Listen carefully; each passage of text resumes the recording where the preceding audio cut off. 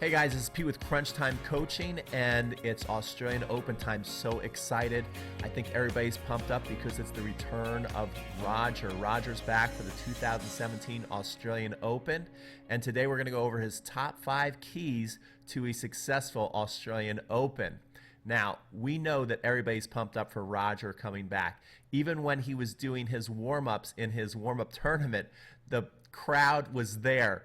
Everybody's packing it out for his warm-ups. So, Roger, we love you, man. We're so happy you're back, really. All right, let's get into this video. Now, not that Roger needs my advice on how to play great tennis, but you know what? I'm going to give it anyway because I think it's fun to talk about. So, what is key number 1? Key number 1 is Roger's got to serve well. He's got to serve high percentage, and he's got to serve big. I think Roger will be the first one to admit that. You often hear him talk about it, that he will talk about when his serve is going and he's getting a lot of high percentage in, that he feels really good, really confident out there, and he backs it up with a great forehand, maybe the best forehand ever.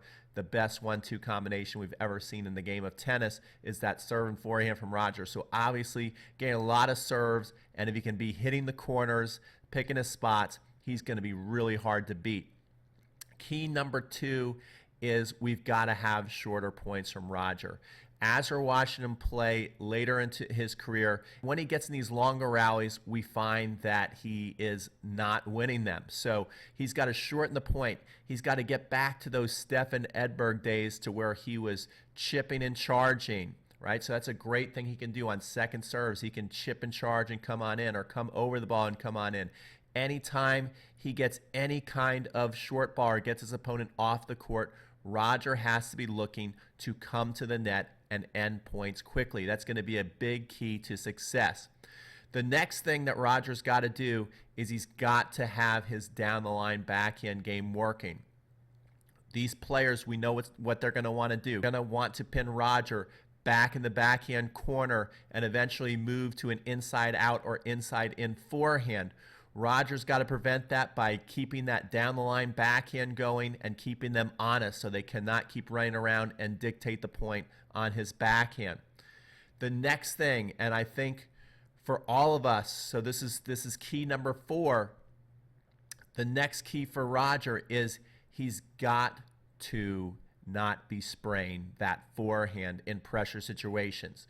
So typically in Roger's career, he's been pretty clutch, but we do notice over the last couple of years when he's been in these tight matches and he can make it to the final, or he can even win the Grand Slam tournament like he played against Novak Djokovic, he gets those short forehands and he sprays them. So he's got to execute his forehand short court approach shots under pressure. That's what the shots he tends to miss. And then finally, which is something that we're not used to having to worry about with Roger, is will the body hold up? We know that Roger has been extremely fit and a bit lucky to not have so many injuries, but the last year has been rough on him. He's not used to this, where he's got to battle the injuries. I like that he took more time off to make sure he was extra cautious before he came back, so hopefully that's going to pay off for him. Now, guys, those are my top 5. What do you all think? Do you think that these are a pretty good top 5 list keys for Roger to do well at the Australian Open, or is there anything you'd like to add to the list? If so, comment below.